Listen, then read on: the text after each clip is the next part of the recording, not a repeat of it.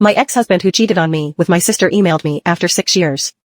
I, 33F, met my ex-husband, Dan, 40M, almost 15 years ago at a restaurant when I was celebrating my 18th birthday. He was really nice, charming, and mature. He made me feel loved and special. For some context, I grew up in a dysfunctional family. My mom and dad used to always fight. My dad would sometimes go out and not come back for months. He died when my sister Abby, 25F, was born. My mom was way too fond of Abby since her birth rather than me.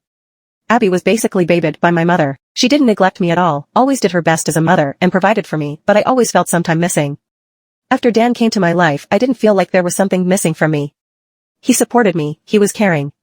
He would always buy me gifts and take me out on long drives. I felt complete when I was with him. We got married after dating for 4 years. I wanted to start a family right away, but Dan encouraged me to do my master's and helped me build my career.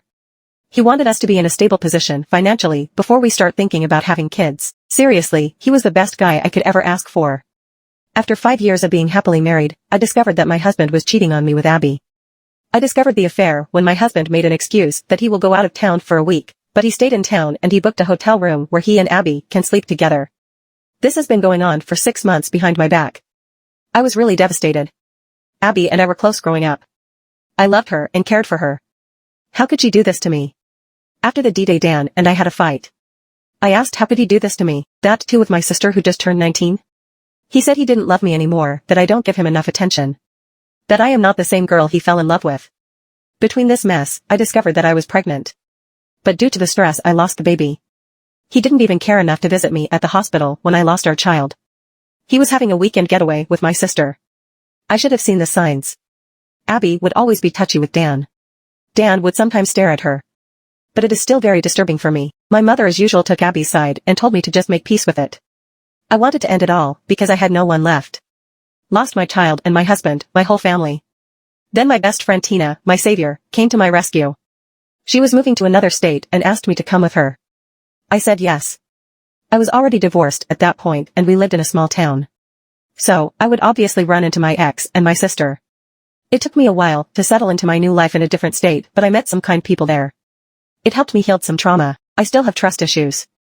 I met my now husband Tony, 32M, after 1 year of moving to the new place. I was really hesitant and kept my guard up, but he showed me that he is trustworthy and loves me a lot. I was so happy with him that I almost forgot about the life I had back in my hometown. His parents were really welcoming and generous people. We got married a year ago.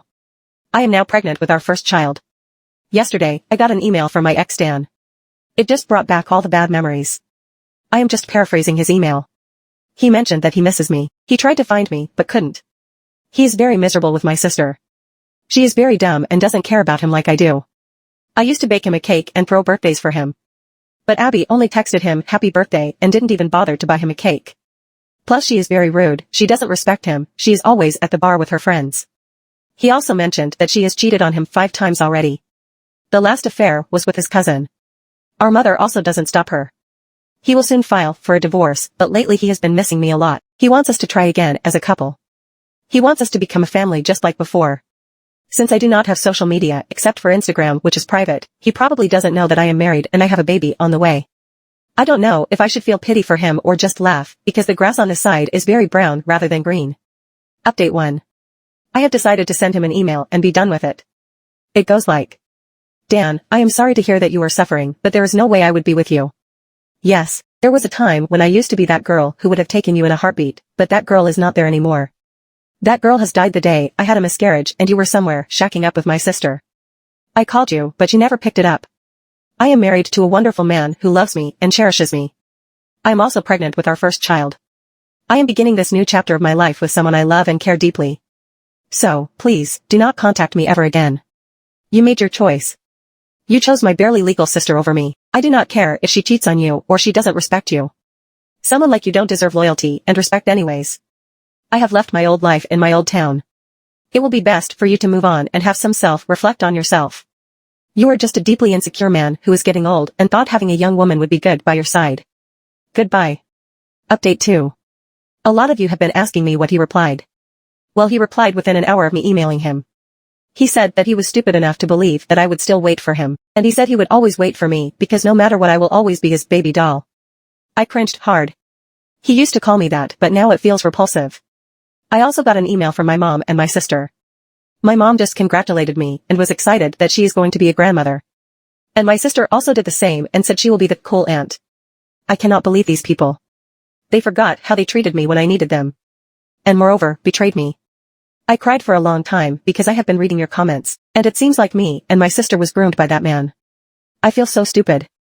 I know I shouldn't be mad at my sister, but she was old enough to know it's bad to have an affair with a married man. That too, someone who is your sister's husband. I blocked all of them. I am 5 months pregnant already. I don't need more stress. God bless my husband. He comforted me when I cried. Later took me out for ice cream. I hope I can move past this. Update 3. The email from him, my ex, just struck me like a train. I had flashbacks of everything he has done to me. I think you guys deserve a detailed update. After I sent him the reply mail, he emailed me within an hour with the thing I said in my update 2 part. Few hours later, I get 2 other email from my mom and sister. They sent me in my old email address that I hardly use now. I don't know how they knew about my pregnancy. I tried to keep a low profile. I still haven't posted my baby bump pics on social media or made any announcements. I only have Instagram to follow my friends. But it just scared me. I broke down crying on the spot. Luckily, my husband, Tony, was around. He held me and put me on the couch. He knows everything about me. I never hid anything from him. I was a little bit scared that my mom and sister would find me. He reassured me that I am hundreds of miles away from them. I mean, we are on the opposite part of our country. He took me out for ice cream to comfort me.